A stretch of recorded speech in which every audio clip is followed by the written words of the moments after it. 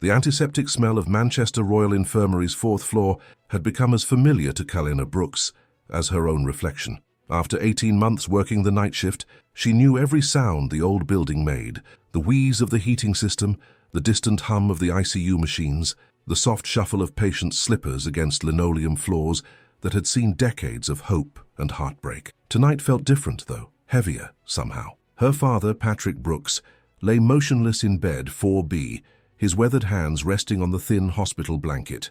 At 62, the man who had spent 40 years working the coal mines of Lancashire looked smaller than she remembered. The pneumoconiosis, black lung disease, had finally caught up with him just as it had claimed so many of his generation. "The doctors say it won't be long now," she whispered to the empty room, her voice barely audible above the rhythmic beeping of the monitoring equipment. Patrick's breathing was labored, each exhale a struggle against lungs that had inhaled too much coal dust, too much sacrifice for a family he'd loved more than his own health. Kalina pulled the worn wooden chair closer to his bedside. In her pocket, she carried the same thing she'd brought every night for the past 2 weeks, a folded piece of paper with the words to Mo Gael Mir, the old Irish song her father had sung to her as a child. He'd learned it from his own mother, who'd emigrated from County Cork in the 1940s, with nothing but a suitcase and songs that carried the weight of generations. The ward was unusually quiet tonight. Most of the other patients were sleeping, and her colleague Sarah had stepped out for a tea break. It was just Kalina and her father, suspended in that sacred space between day and night where the most honest conversations happen. She unfolded the paper, though she knew every word by heart. "Remember, Da, you used to sit on the edge of my bed after Mam's shifts at the textile mill. You'd sing this one when I couldn't sleep, when the nightmares about the mine accidents came." Her voice cracked slightly. "You'd say the words were magic, that they could chase away any darkness." Patrick's eyes remained closed, but something in his breathing seemed to shift, as if he was listening from somewhere deep inside the fog of medication and failing organs. Kalina knelt beside the bed, took his hand in hers and began to sing. Her voice was untrained but pure, carrying the melody that had traveled from Ireland to England, from her great-grandmother to her grandmother to her father, and now flowed from her lips like a river returning to the sea. The ancient Gaelic words filled the small room, weaving around the medical equipment and sterile walls, transforming the space into something holy. Down the corridor, Tyson Fury was walking toward room 4G, where his childhood friend Danny Morrison was recovering from a motorcycle accident. Tyson had known Danny since they were 12, sparring in the amateur boxing clubs of Manchester, sharing dreams that seemed impossible from their council estate backgrounds.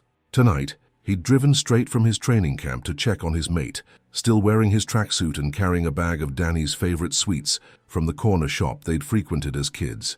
But as he reached the midpoint of the corridor, Tyson stopped. A voice was singing somewhere nearby, soft, haunting, achingly beautiful. He'd heard thousands of voices in his career, from arena crowds chanting his name to television presenters, analyzing his fights. But this voice was different. It carried something raw and real, something that cut through all the noise of his public life and reached a place he'd almost forgotten existed. He followed the sound to room 4B, where the door stood slightly ajar. Through the gap, he could see a young woman in nursing scrubs kneeling beside an elderly man's bed, her head bowed, singing words in a language that sounded like wind across hills he'd never seen, but somehow remembered. Tyson recognized the melody immediately. His grandmother, Amber, had sung it to him during the worst periods of his childhood, when his father was away at bare-knuckle boxing matches, when money was scarce, when the future felt as uncertain as Manchester weather. She'd called it her ancient medicine, claiming it had the power to heal whatever was broken. He hadn't heard those notes since her funeral 8 years ago. The memories crashed over him like a physical force. Amber's small kitchen in their caravan, her hands kneading bread while she hummed old songs, the way she'd hold him when the other children mocked his size, his family's nomadic lifestyle, his dreams of becoming a heavyweight champion. "Music is the language the heart speaks when words aren't enough, Tommy," she'd whispered, using his childhood nickname.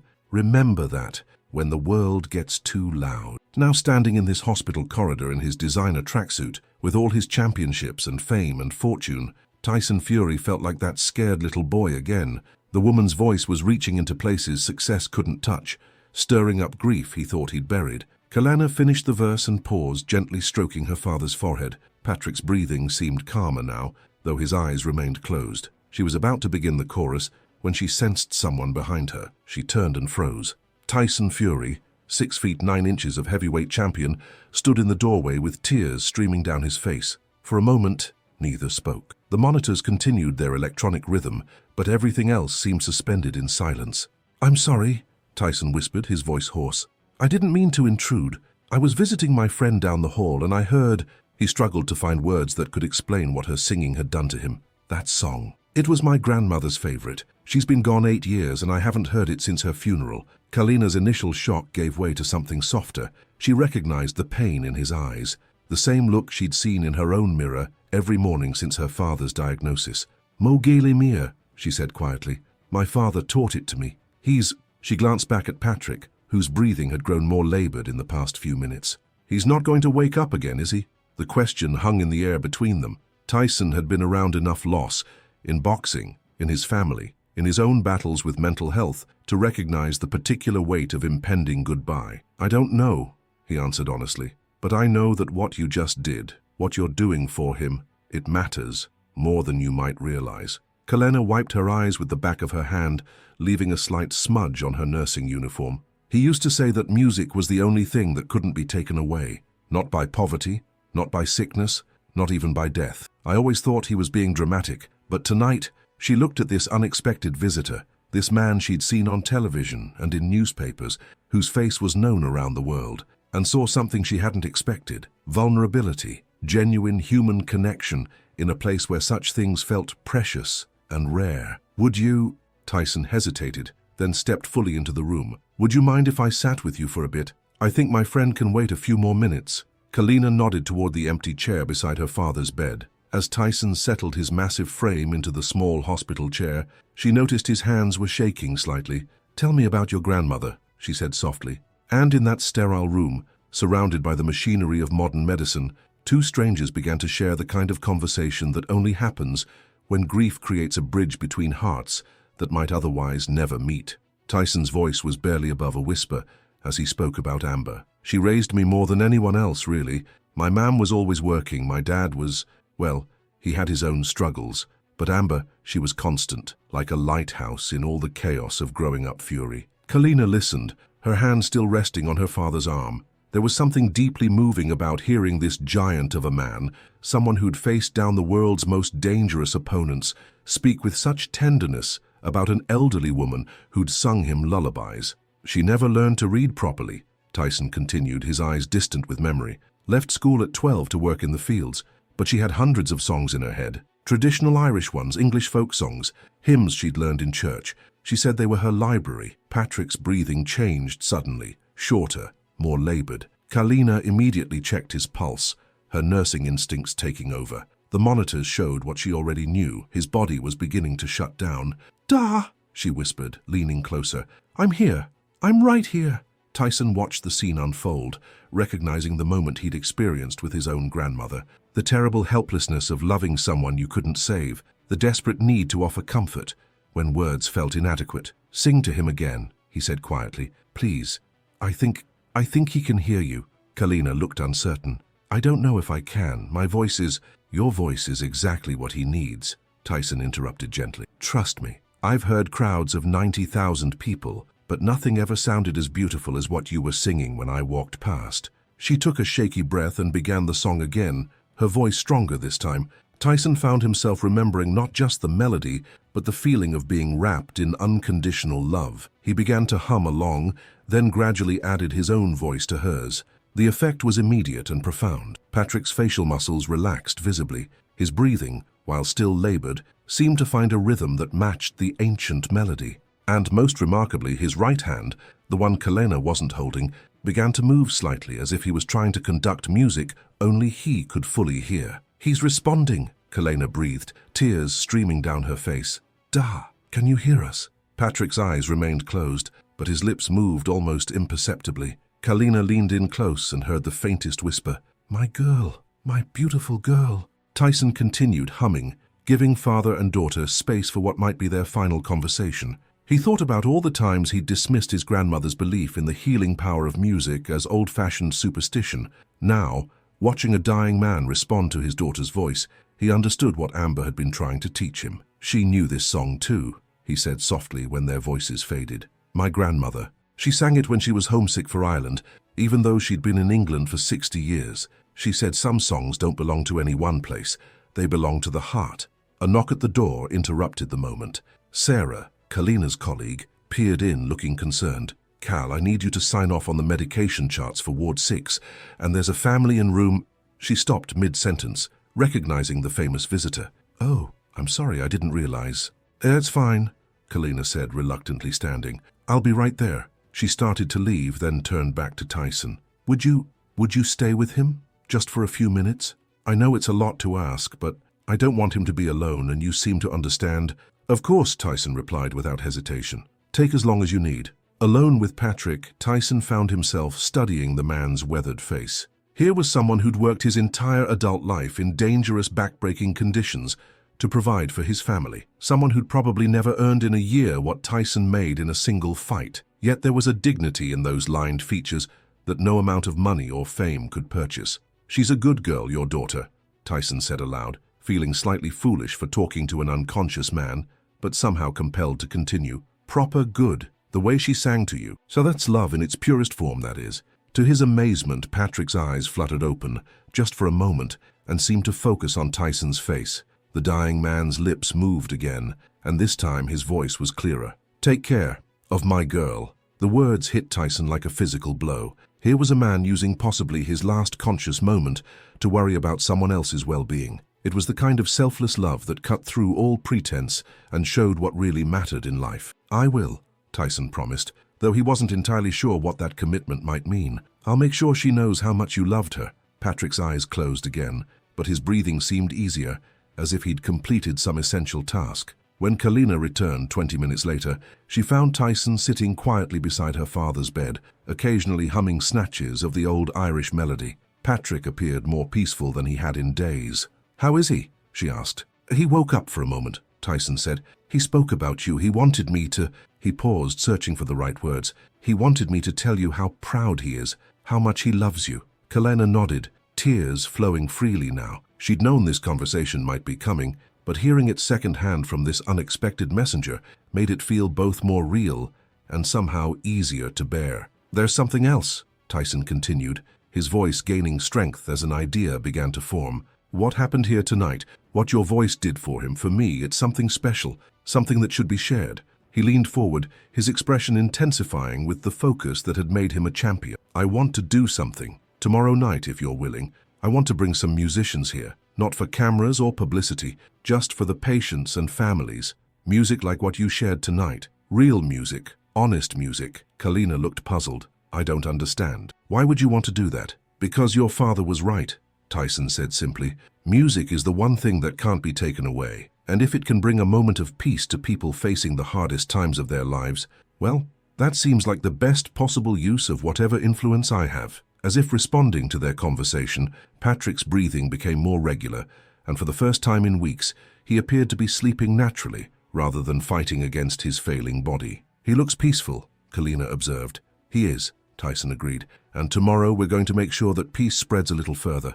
Outside the hospital room, the night shift continued its quiet rhythm, but something had changed in room 4B. Two strangers had become allies in the fight against despair, united by an ancient song and a dying man's love for his daughter. 3 weeks later, Kalina found herself standing in the hospital's main corridor at 7 in the evening, feeling oddly nervous despite having worked countless night shifts. Her father had passed peacefully 2 days after that extraordinary night with Tyson, his final hours filled with the songs she'd sung and the gentle presence of nurses who'd learned to see dignity in every departure. The funeral had been small but perfect, exactly what Patrick would have wanted. Tyson had attended, sitting quietly in the back pew of St. Mary's Church, joining his voice to the hymns that Patrick had loved. Afterward, he'd approached Kalina with a simple promise: "We're going to honor his memory the right way." Now, as hospital staff and patients' families gathered in the main atrium, Kalina wasn't entirely sure what the right way would look like. Tyson had been mysteriously vague about the details, saying only that he'd arranged for a few local musicians to perform for anyone who wanted to listen. The first surprise was the quality of the musicians themselves. Marcus Wright, a classically trained violinist who'd performed with the Manchester Philharmonic, had volunteered his time. Sarah Chen, a folk singer who'd recently toured with some of Britain's biggest names, sat tuning her guitar. And James MacDonald, an elderly pianist who'd played in Manchester's jazz clubs for 50 years, was adjusting the portable keyboard that had been wheeled in for the occasion. But the biggest surprise was Tyson himself. Gone was the flashy showmanship of his boxing persona. Instead, he stood among the musicians looking genuinely humble, occasionally checking with the hospital staff to ensure they weren't disrupting any medical procedures.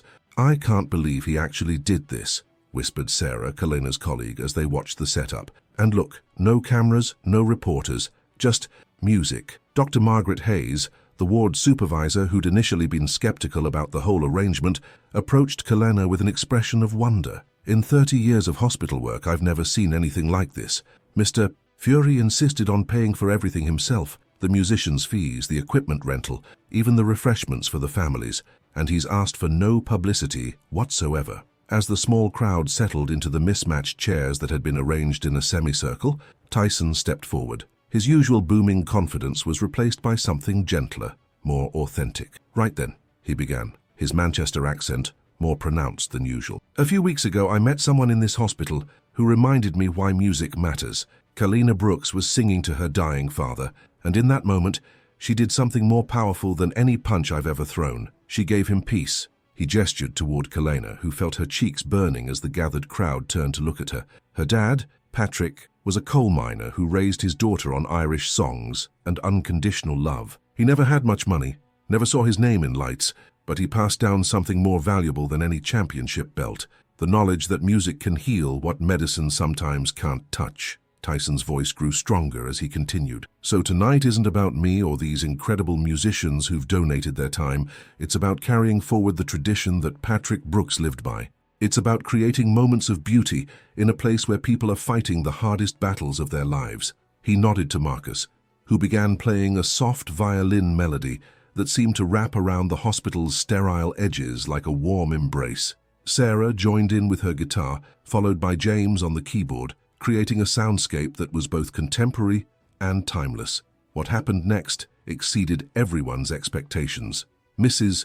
Patterson, an elderly patient in a wheelchair, began humming along to a melody that reminded her of her late husband's favorite song. The teenage son of a cancer patient started quietly singing lyrics to a tune he recognized from his grandmother's collection. Even some of the medical staff found themselves pausing in their rounds to listen. But the moment that brought tears to nearly everyone present came when 8-year-old Lucy Morrison, visiting her grandfather in the cardiac ward, asked if she could sing "Twinkle, Twinkle, Little Star" with the musicians. As her pure, childish voice carried the simple melody, the profound truth of what they were creating became clear. This wasn't a performance, it was a communion. Marcus later said it was the most meaningful musical experience of his career. "You could feel the healing happening," he told a friend afterward, "not just in the patients, but in all of us. It reminded me why I started playing music in the first place." For Kalena, the evening felt like a conversation with her father's spirit. Each song carried forward the lesson he'd tried to teach her, that love expressed through music could transcend the boundaries of life and death. As the formal session wound down, Tyson made an announcement that would transform the evening from a beautiful one-time event into something much larger. "This is just the beginning," he said, his voice carrying the same determination that had taken him to heavyweight championships. "I'm establishing the Notes of Healing Foundation. Every month, we'll bring musicians to hospitals, care homes, and hospices across Greater Manchester. Not for publicity, not for glory, just for the people who need reminding that beauty still exists in the world." Dr. Hayes immediately stepped forward. "Manchester Royal Infirmary would be honored to be your flagship location." But it was what Kalena did next that surprised even Tyson. She stood up, her voice slightly shaky but growing stronger as she spoke. "My dad always said that music was meant to be shared," she began. "So I want to share something with all of you. The song that brought Mr. Fury and me together that night, Mo Gil Mir.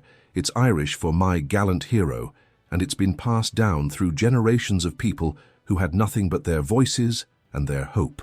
Without accompaniment, she began to sing the ancient melody. Her voice, untrained but pure, filled the hospital atrium with the same haunting beauty that had stopped Tyson in his tracks weeks earlier. One by one, others joined in, some humming, some singing words they half remembered, all participating in something larger than themselves. When the song ended, the silence that followed felt sacred. Then applause erupted, not the polite clapping of a concert audience, but the genuine appreciation of people who had witnessed something transformative. Later, As the equipment was packed away and the families drifted back to their loved ones' bedsides, Tyson found Kalina in the corridor where they'd first met. "Your father would be proud," he said simply. "I know," she replied, and for the first time since Patrick's diagnosis, her smile was unguarded. "I can feel him in the music." In all of this, a young nurse approached them hesitantly. "Excuse me, Mr. Fury? I recorded part of tonight on my phone, just the last song when everyone was singing together. I wasn't going to post it anywhere, but, well, maybe the world needs to see what real healing looks like." Tyson and Kalina exchanged glances. The boxer who'd built his career on spectacle found himself nodding slowly. "No names in the caption," he said. "No identifying the hospital or the people. Just," when he stopped in the corridor, "nobody expected to leave different." The video, posted that night without fanfare or promotion, would eventually be viewed millions of times. But in that moment, as Tyson walked toward room 4G to finally visit his friend Danny, and Kalina returned to her nursing duties, neither of them was thinking about viral fame or social media impact. They were thinking about Patrick Brooks, who'd taught his daughter that some gifts grow larger when they're given away. They were thinking about Amber Fury, who'd known that ancient songs carry medicine no pharmacy can provide. Most of all, they were thinking about the truth that had emerged from their unlikely meeting, that in a world increasingly divided by differences, music remains the universal language of the human heart. The Notes of Healing Foundation would go on to serve thousands of patients and families across Britain. But its true legacy lived in the smaller moments, the bedside lullabies, the corridor concerts, the times when strangers discovered they could ease each other's burdens simply by sharing the songs that had sustained them through their own dark nights. And sometimes late during her shifts, Kalina would pause in that same corridor where she'd first heard Tyson's footsteps stop. She'd think about the morning when her father had awakened just long enough to hear her sing their song one more time, how his eyes had found hers, and his lips had formed the words he'd spoken throughout her childhood. "My beautiful girl, my gallant hero." In those moments, surrounded by the familiar sounds of the hospital at night, Kalina understood that her father's true gift hadn't been the songs themselves. It had been the knowledge that love, when shared fearlessly, creates echoes that outlast even death itself.